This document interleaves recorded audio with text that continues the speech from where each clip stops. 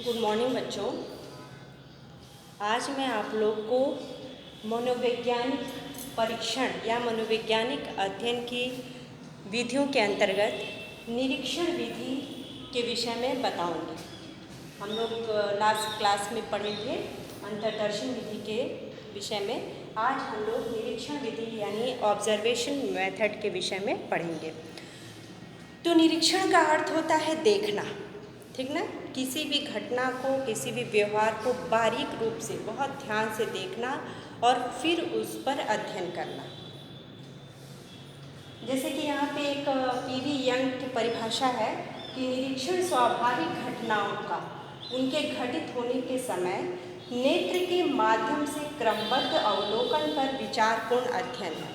मतलब जो भी घटनाएं घटित हो रही हैं, ठीक है, उस समय जो व्यक्ति होता है या जो मनोवैज्ञानिक होता है, ध्यानपूर्वक वो अपनी आँखों से उसके व्यवहार को देखता है, ठीक, और फिर उस पर विचारपूर्ण अध्ययन करता है। मान लीजिए कोई व्यक्ति, किसी व्यक्ति को हम देख रहे हैं, उसकी आँखें बिल्कुल लाल हैं, क्रोध से चेहरा भी एकदम रेड है, ठीक ना, एकदम तमतमाया हुआ है, तो हम निरीक्षण के माध्यम से या देखकर हम ये बता सकते हैं कि वो व्यक्ति जो है वो क्रोधित है, ठीक है। यानी कि बाहरी व्यवहार को हम इसमें देखते हैं। अंतर्दर्शन में आत्मनिरीक्षण था, अंदर की ओर झांकने की बात हुई थी, आंतरिक मूल्यांकन था। जबकि निरीक्षण में जो व्यक्ति बाहरी व्यवहार करता है उसके विषय में जांचा जाता है, अध्ययन किया जाता है या परीक्षण किया जाता है, ठीक है। और इसमें कुछ और भी परिभाषाएं हैं, मोसर है, गुडे तथा हॉट हैं, इनकी परिभाषा है। ये लोग भी लगभग यही कहते हैं कि ये एक वैज्ञानिक परीक्षण है। निरीक्षण से ही शुरू होता है और तथ्यों का निरीक्षण करने के बाद उसका क्रमबद्ध अध्ययन कर उस घटना की समाप्ति भी निरीक्षण के माध्यम से ही होती है, ऑब्जर्वेशन के माध्यम से ही होती है, ठीक है। यानी कि यदि हम किसी व्यक्ति का व्यवहार देखते हैं तो उसके पूरी तरह से योजना तैयार करते हैं, उसके व्यवहार को अच्छे तरीके से देखते हैं, जांचते हैं, ठीक, परखते हैं। उसके बाद उसके व्यवहार पे हम अध्ययन करते हैं या परीक्षण करते हैं। इसकी मुख्य विधि है निरीक्षण विधि की। निरीक्षण विधि की कुछ विशेषताएं हैं, ठीक ना, इसकी विशेषताएं हैं।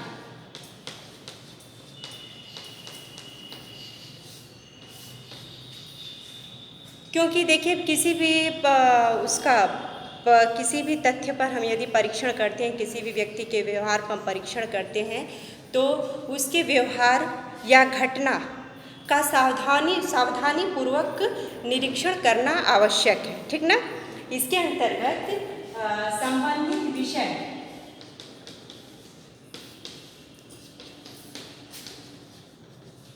का अध्ययन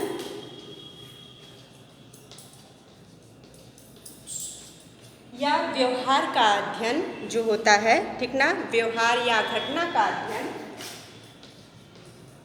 व्यवहार या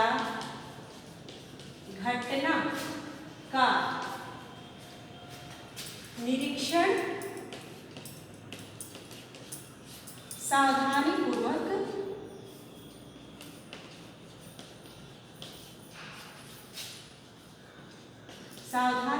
किया जाता है, ठीक है। कोई भी घटना घटित हो रही है या कोई भी व्यक्ति जो है उसके व्यवहार का अवलोकन करना है तो बहुत ध्यान से उसके व्यवहार का अवलोकन किया जाता है। तभी ये बहुत ही महत्वपूर्ण विशेषता है, क्योंकि निरीक्षण विधि में यही सबसे आवश्यक है कि जो भी व्यवहार व्यक्ति करता है उसका निरीक्षण जो है बहुत सावधानीपूर्वक किया जाना चाहिए। तभी हम किसी उद्देश्य पे या किसी परिणाम पर पहुंच सकते हैं, ठीक। दूसरा है कि नेत्रों का पूर्ण इसमें उपयोग होता है। जो आप प्रत्यक्ष रूप से अपने आँखों से देखते हैं किसी व्यक्ति के व्यवहार को, उसी का परीक्षण किया जाता है, ठीक है। दूसरी विशेषता, ये पहली विशेषता है। दूसरी विशेषता है नेत्रों का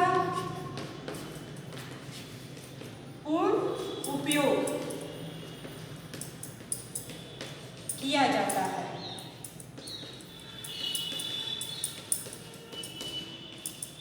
और इसमें प्रत्यक्ष अवलोकन होता है, मतलब हम डायरेक्ट उस व्यवहार को देखते हैं तभी हम किसी परिणाम पर पहुंच सकते हैं। उसके व्यवहार का अध्ययन करेंगे तभी हम किसी परिणाम पर पहुंच सकते हैं।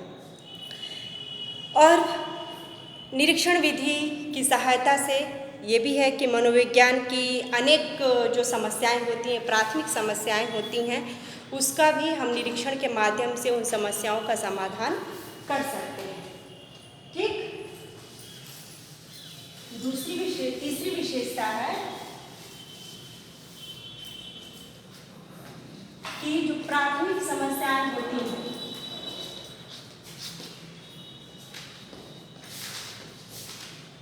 प्राथमिक समस्याएं उनका इस विधि के माध्यम से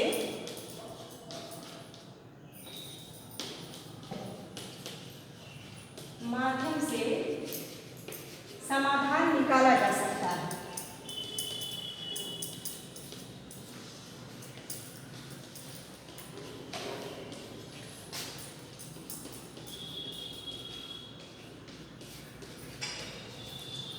ठीक है। जो प्राथमिक समस्याएं या किसी व्यक्ति के व्यवहार की जो समस्याएं होती है जिसको हम देखते हैं और उस समस्या को दूर किया जा सकता है, तो इस प्रकार की समस्याओं का इस विधि के माध्यम से समाधान हम आसानी से निकाल सकते हैं। और इसमें यह भी है कि व्यक्तिगत व्यवहार के अतिरिक्त इसमें सामाजिक व्यवहार का भी अध्ययन किया जाता है। ठीक है। व्यक्तिगत व्यवहार का तो अवलोकन हम करते ही हैं व्यक्ति के, लेकिन इसके साथ साथ व्यक्तिगत व्यवहार के अतिरिक्त हम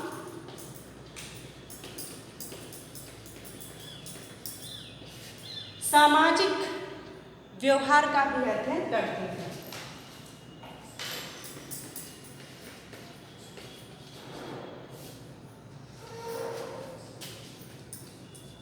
व्यवहार का भी अध्ययन किया जाता है।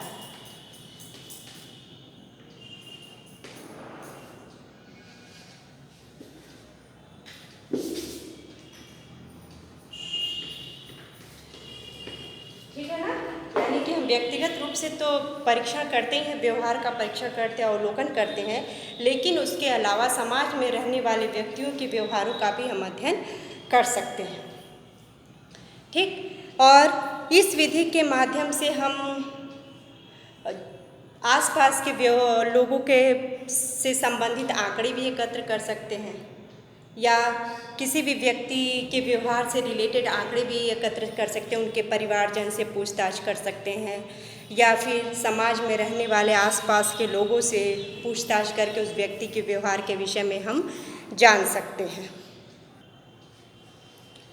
और इसमें एक लास्ट विशेषता ये है कि यह विधि जो है स्वतंत्र रूप से इसका प्रयोग किया जा सकता है। ठीक ना। निरीक्षण विधि का किसी भी व्यक्ति के ऊपर या उसके व्यवहार के ऊपर अध्ययन करने के लिए हम प्रत्यक्ष रूप से इसका प्रयोग कर सकते हैं, स्वतंत्र रूप से प्रयोग कर सकते हैं।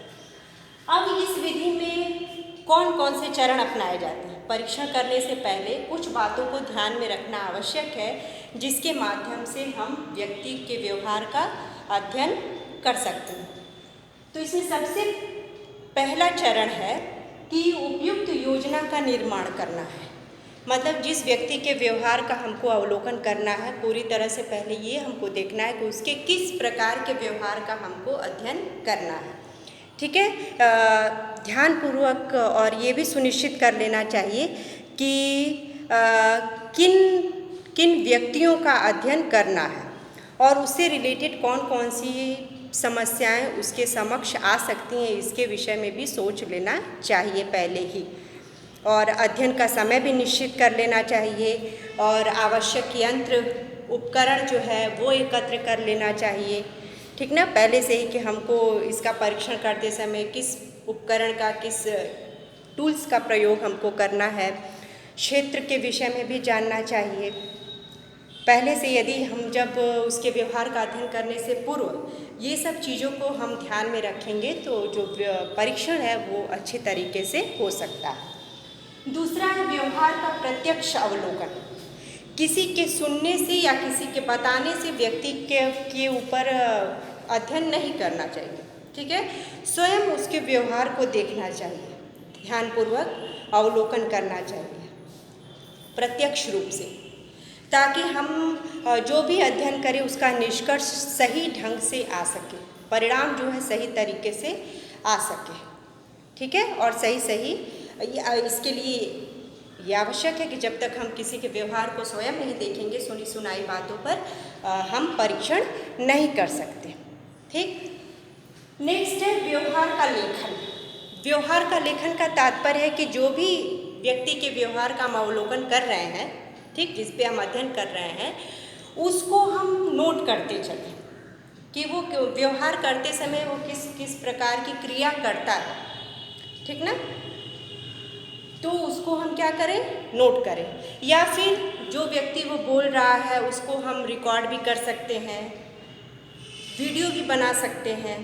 इन यंत्रों का भी प्रयोग करके हम उसके व्यवहार को बाद में अच्छी तरीके से देखकर, सुनकर, समझकर अध्ययन कर सकते हैं।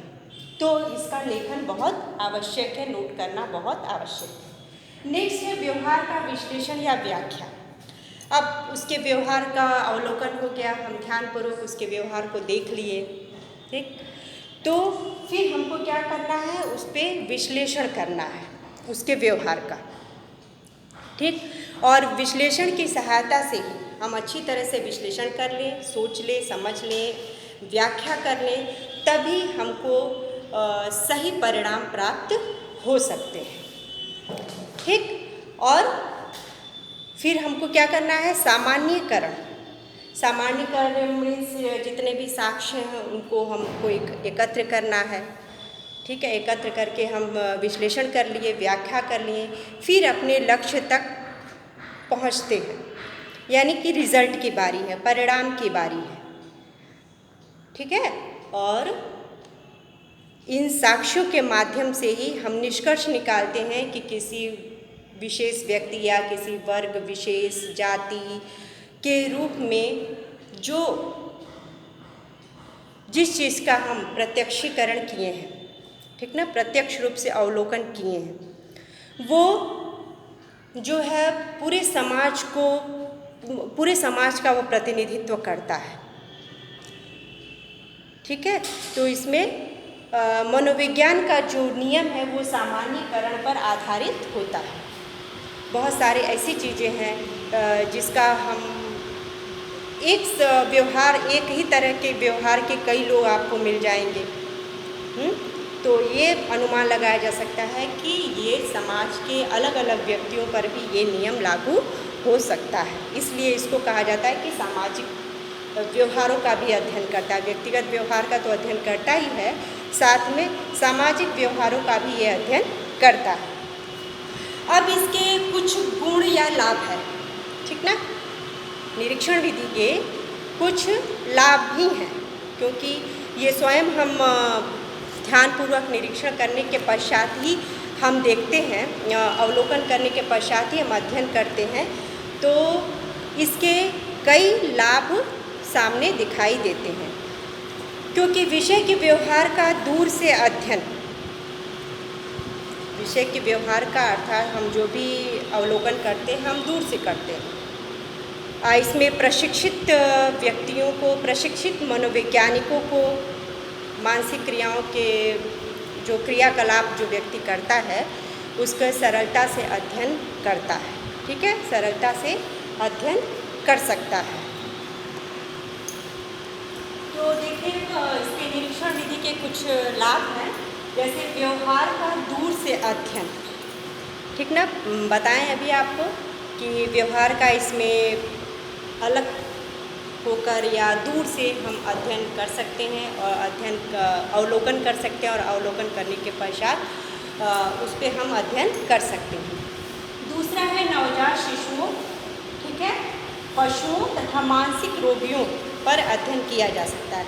जैसा कि हम लोग पढ़ते कि अंतर्दर्शन विधि में नवजात शिशुओं और मानसिक रोगियों और पशुओं पर अध्ययन नहीं किया जा सकता, क्योंकि व्यक्तिगत रूप से आत्मनिरीक्षण, ठीक ना, आंतरिक मूल्यांकन किया जाता है, इसलिए अंतर्दर्शन विधि का प्रयोग इसके अंतर्गत नहीं होता है। जबकि निरीक्षण विधि का प्रयोग मानसिक रोगियों के व्यवहार पर, पशुओं के व्यवहार पर और नवजात शिशुओं के व्यवहार पर अध्ययन किया जा सकता है। जो वो व्यवहार करेंगे उसका ध्यानपूर्वक अवलोकन करके, ध्यानपूर्वक प्रत्यक्ष रूप से देख के हम अध्ययन कर सकते हैं।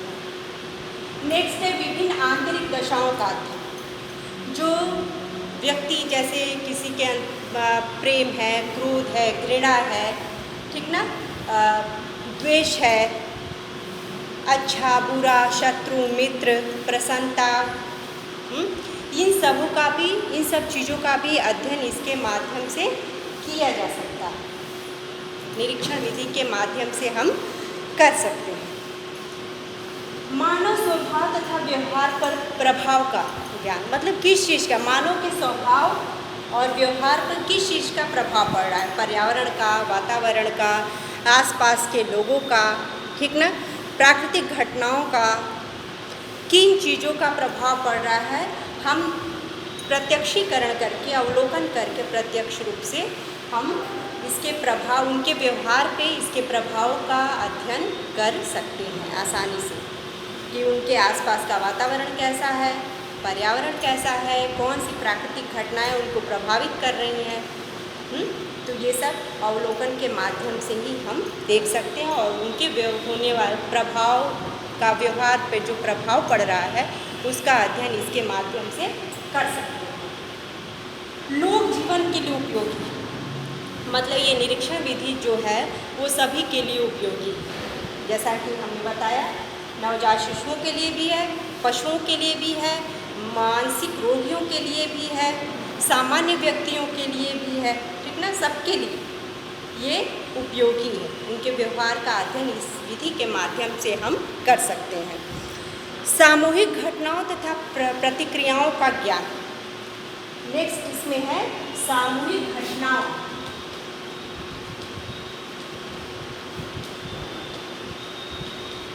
सामूहिक घटनाओं और प्रतिक्रियाओं का ज्ञान।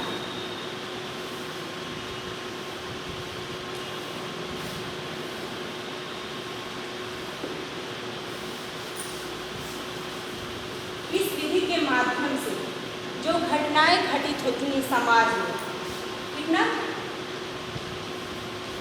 उसका हमको ज्ञान हो जाता है। कोई भी जो घटनाएं घटित होती हैं समाज के अंदर, इस विधि के माध्यम से हम, जैसे मान लीजिए सांप्रदायिक दंगे हो जाते हैं कभी कभी समाज में, सांप्रदायिक तनाव उत्पन्न हो जाते हैं, होते हैं ना, वो कभी कभी हो जाते हैं, तो उस पर हम भीड़ के व्यवहार का अवलोकन कर सकते हैं। उस समय भीड़ कितनी उग्र हो जाती है, कितनी क्रोधित हो जाती है, ठीक है। जब जाति की बात होती है, वर्ग विशेष की बात होती है, संप्रदाय की बात होती है, तो उस समय जो वहाँ पे एकत्र लोग हैं उनका व्यवहार कैसा होता है, इसका हम निरीक्षण कर सकते हैं। या फिर क्लास में बच्चे जो बैठे होते हैं, ठीक है, उनके व्यवहार का हम अध्ययन कर सकते हैं। या कोई क्लास में घटना घटित हो जाती है तो उस घटना को देखकर बच्चों के व्यवहार किस प्रकार के हो सकते हैं, तो उसका हम अध्ययन कर सकते हैं और उन घटनाओं से लोगों की प्रतिक्रिया किस प्रकार की होती है उसका अध्ययन इसके अंतर्गत किया जा सकता है आसानी से। नेक्स्ट है वस्तुनिष्ठ का ज्ञान। वस्तुनिष्ठ का ज्ञान